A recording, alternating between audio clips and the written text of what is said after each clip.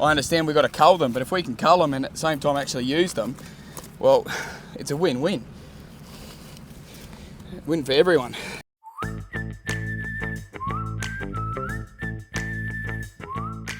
Dad's been up in the air for about 3 or 4 hours now, having a look around for some camels, and they've just picked up around 10 of them. So I'm slowly making my way out in the Triton, because hopefully it's close enough that I'm not going to be away from work, but I'll be able to go get some footage.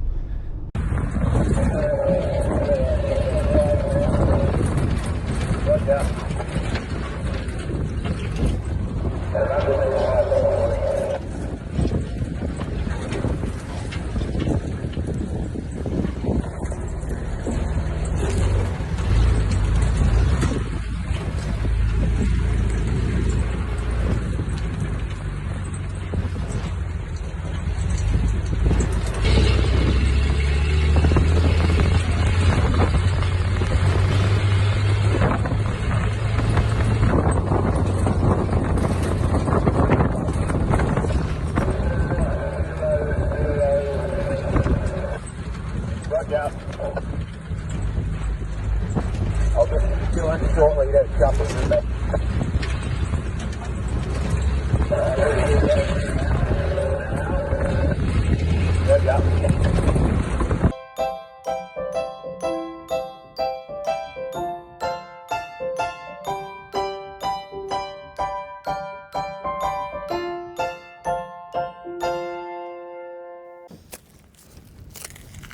So whereabouts is that charger? Like in the smoker room still? Oh right, yep, okay. Yeah, because yesterday I presumed it was in the ute already because I didn't see it. Yeah, sorry. Oh, don't matter now. Well, let's see what we can come up with.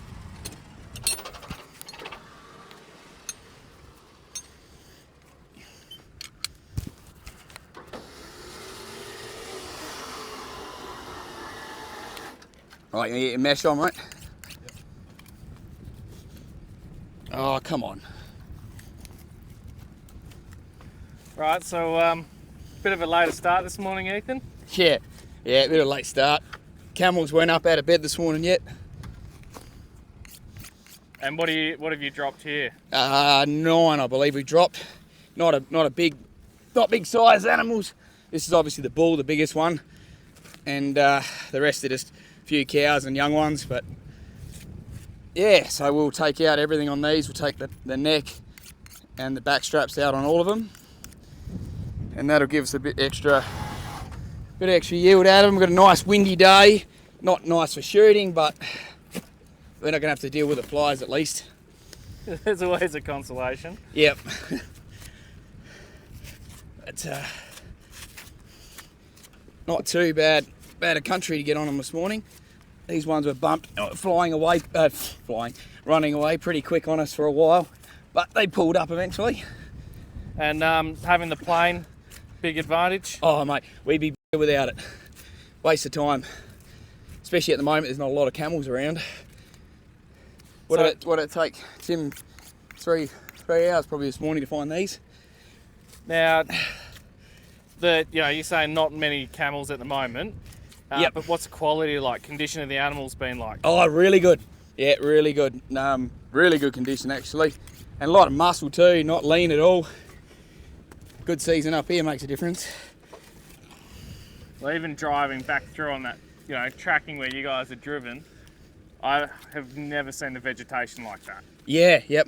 Oh, look, how quick it changes in between the country, but everything just looks so healthy and green and just, nothing looks like it's even, I suppose, in a way been eaten that bad where it looks like it's overstocked or the camel's hammering or anything. It looks really fresh, really good. You nearly ready, mate?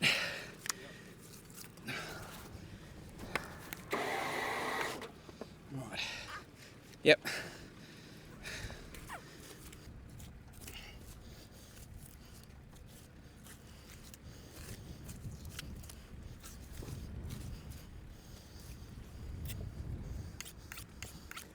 So on that neck there, what do you reckon weight-wise that was? Oh, what do you reckon, Dylan? 15? Yeah. 15 kilos? Yeah, roughly. Some of the bulls you get, you're talking 20, 25 kilos when they get big. This is not big at all. And it makes a huge difference. You know, you do a few bulls and you got a few hundred extra kilos just in that, not including all the quarters itself.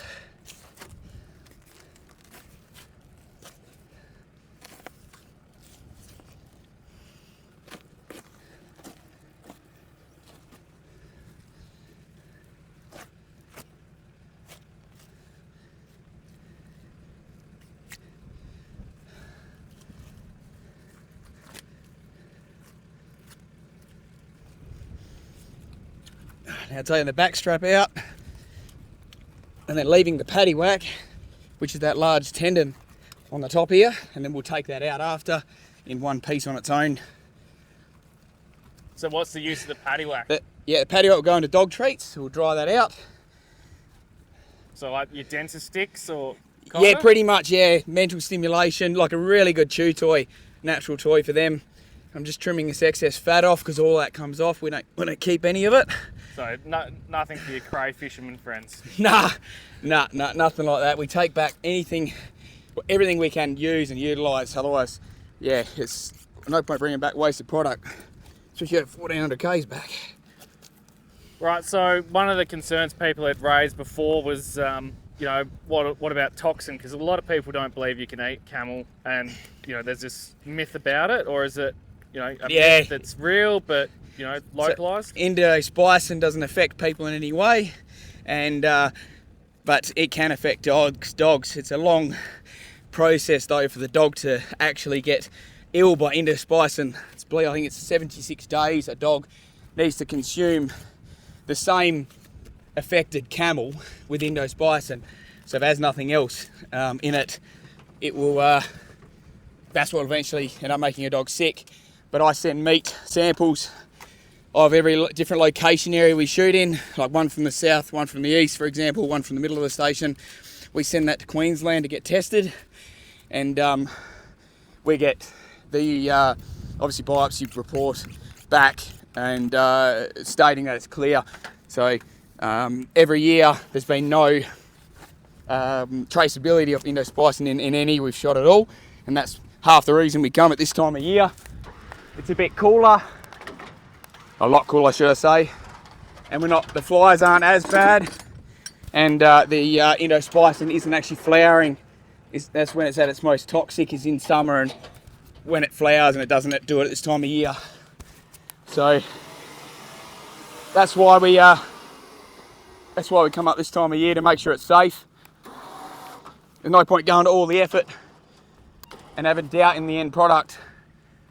If we got doubt in it, we wouldn't be here otherwise. But it's the only thing we have and we sell that's 100% organic.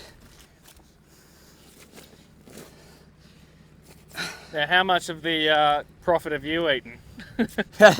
So, yeah, it's got plenty of in the freezer, that's for sure. Yeah, I prefer this than beef. Absolutely, it's absolutely beautiful. It really is nice. We'll most certainly be bringing back some stock to keep the freezer full at home, no doubt about that. And you're chewing it a bit too, eh, Dylan? Yeah, absolutely.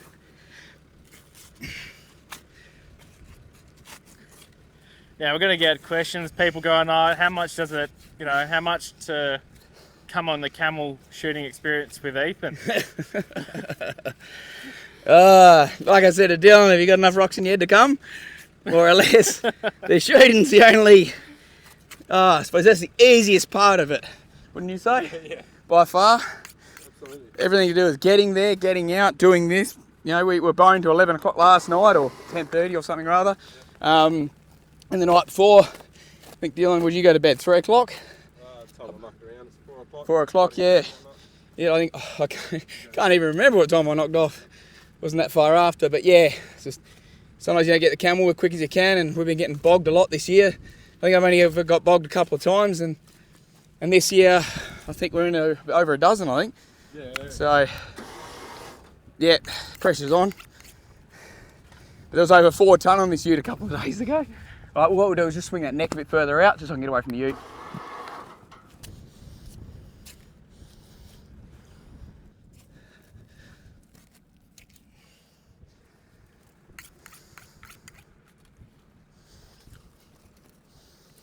So Ethan, do you reckon you'd be in competition with many other people if other businesses went into harvesting camel meat? Well,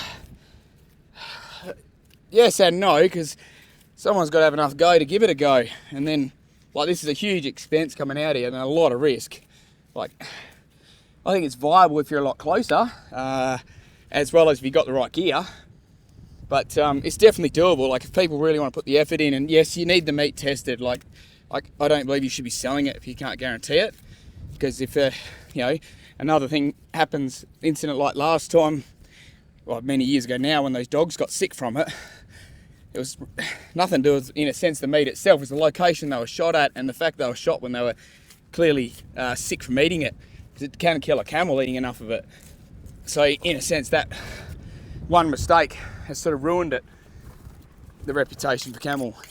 So would you like to see more processors or anyone getting involved in the camel meat game? Or Well, yeah, definitely, especially if the animals aren't getting shot to be wasted. Like, I understand we've got to cull them, but if we can cull them and at the same time actually use them, well, it's a win-win. Win for everyone. if you think about the kill count for Prenti this year, we're a bit over 900 Yep. for the summer. Yeah, I think what do we work out? We take 10 or 15% when I come up of your yearly cull. Except for the first year, we did a few there, didn't we? That was 280? 287 we harvested, and we culled a total of, including what we harvested, 367. Put a dent in the numbers anyway. Certainly did. And this is the paddy whack here.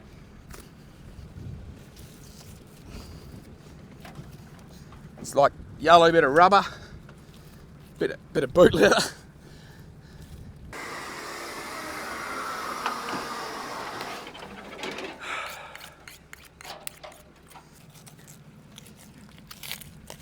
So we are on the southern edge of Lake Carnegie, which is a nature reserve.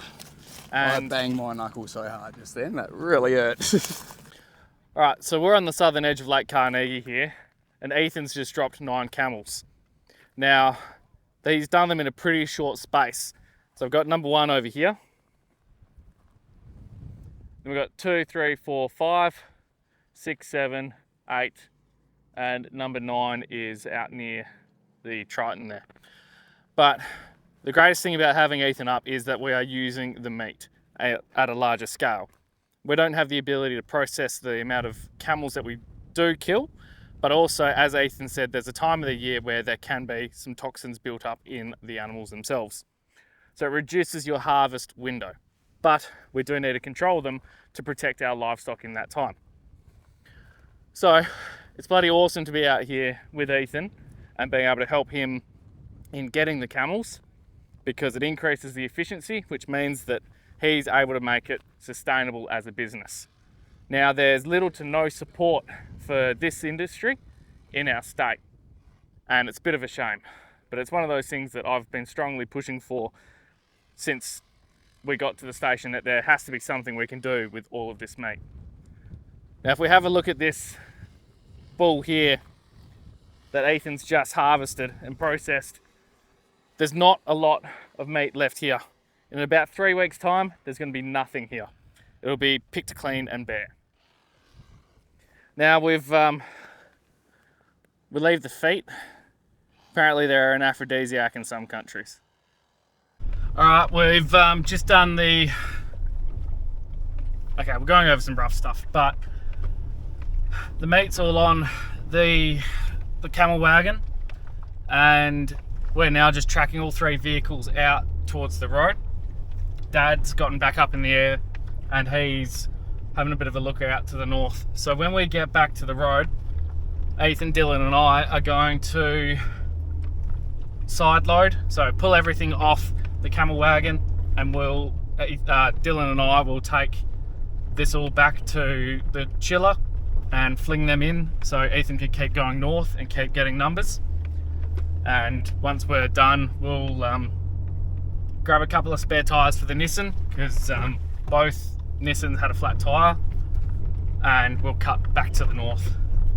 So we're just backtracking through where we how we got in, and when we're out on the road, I'll yeah, you'll see us side loading. Alright, Tom's one's still here. Tim, what do you call it? Fucking Tom. Tim's one's still in there in his sandwich. Yeah, well, he went home and had a cuppa. The way we're going, I'm going to end up eating it. Yeah. We're gonna food. You hungry? Yeah. Starving. Do we? Yeah, the nut bars are alive. Do we want to put the tub there, or will we just rest it somewhere else? Well, I reckon we'll get arrested on top after, once we get him in. Bring that up. Oh, better get this big bastard first. Yeah. Oh shit, John.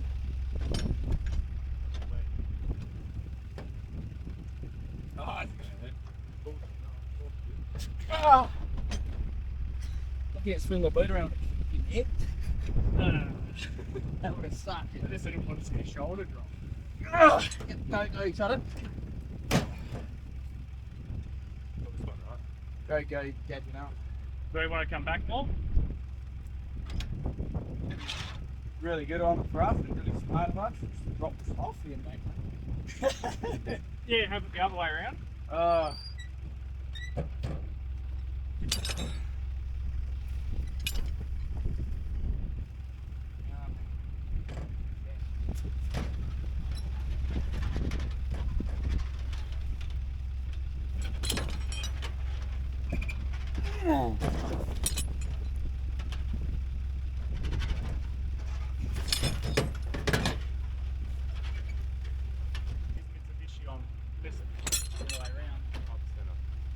I don't think it's really any game. Yeah, Not they're really only any 60 game, mil. is it? You're right.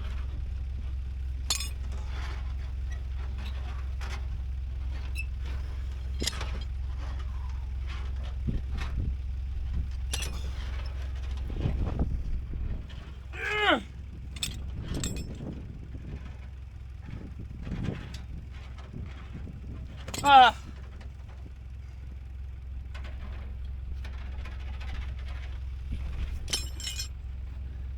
Oh, no. One more, young fella. Got us closer. Oh, older than you or younger? You're 1990, aren't you? 91. Oh, you're older, because I'm September 26. You're Yeah, and it's 26. No, it's September 26. Yeah, I'm August 8. Still the youngest. So you're younger. No, you're oldest. Actually, Jasmine's the oldest. He's youngest. Who are you? I guess. 1995. Oh, shit, you're close. 94. But he's the tallest. He's got the biggest shoulders. We'll go with that. Yeah. He's got the most to carry. Yeah. Most weight on each shoulder. Alright, I don't think we're going to get tubs on. Shit. Can't fit in the back? Hey? Won't fit in the back? We got one tub or two? We've got the angle in there. I don't know. Put the angle on the back of that for now when you come back, yeah? Yep. One tub? You can't transfer the meat one either. No. Well, because we're going to both be in here as well. Yeah.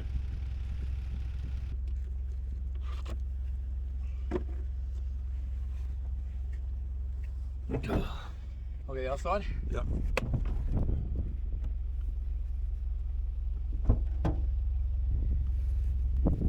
Yeah, no, hang on. Just went there. Oh, no way.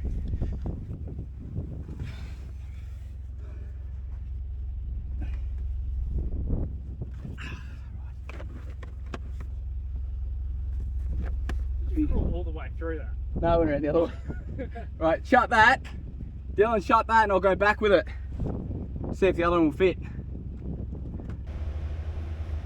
Yeah, pretty much coming all the way.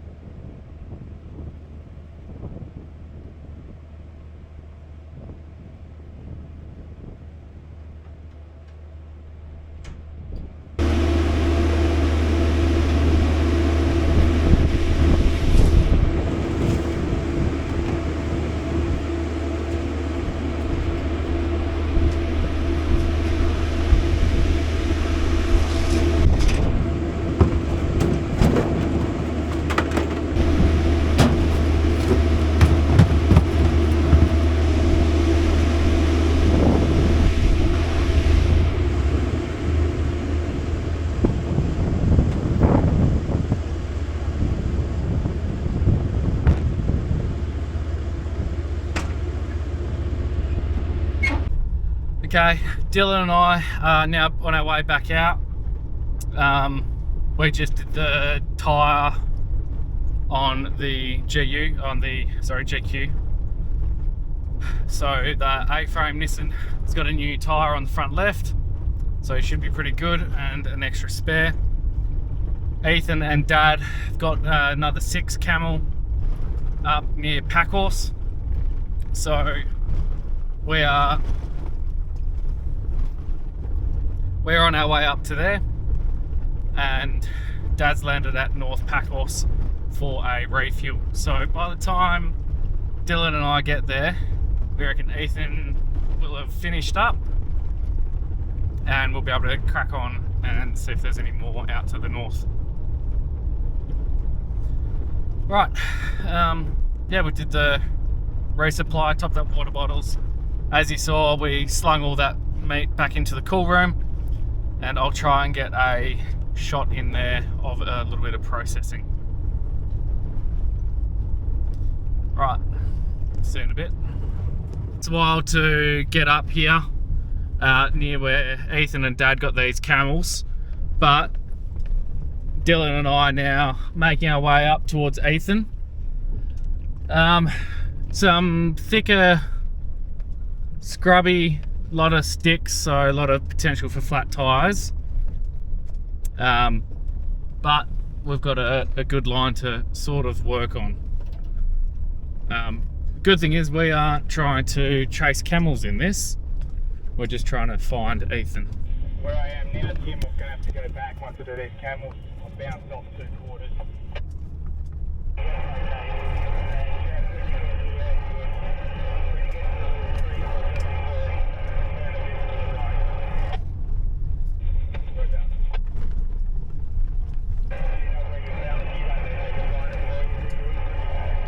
Yeah, about a K south of me now. Right, we're back. We found him. One of those quarters for me. What have you been up? Oh, we didn't find him. Down back on that track? Yeah. All right, well, we'll get them because we'll find them. I know when they bounce, I just might have to go back through my GPS a long time. Yeah. Track now. So is this the last 2? Right. How's your trip? Yeah, good. Yeah, no, we've had fun. Alright, while the guys were working on those last couple of ones, Dad spotted some more camels, so I went to go drop them. But they're out on this island out behind me here, and it's just a bit too soft for the patrol to have gotten through. So she's parked up. We're going to leave her here tonight, and then we'll drag it out. Right, time to go find the guys. Alright, it's a bit of entertainment for you. We've got 7 or 8 camels. The rest of it's on the other ute. And Tim found another 4, so Jack went after him in the Triton. And it's 290 metres away. So you connect up to the big girl. We're going to spin it 180 and then we're going to scull drag it out, or winch it out. So what we're going to do, he'll put in reverse with his left hand down, steering down hard, and then I'll back up, tauntle my ropes up to get all the stretch out, and then get myself up on some high ground, because it's not real hard here, but it's good enough. But yeah, Jack had a crack at getting some camels, I believe coming from over there across, and it didn't go to plan. And as you can see, that's a long way down, and it's just soft as anything out there. So anyway, let's see if we can get it turned around first.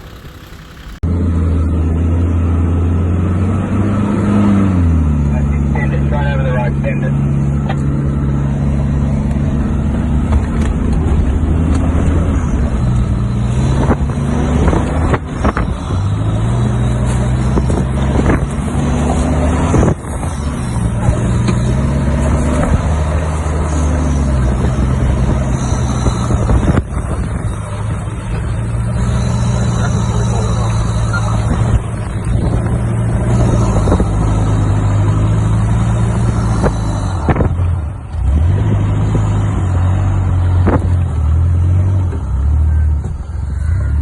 Sorry?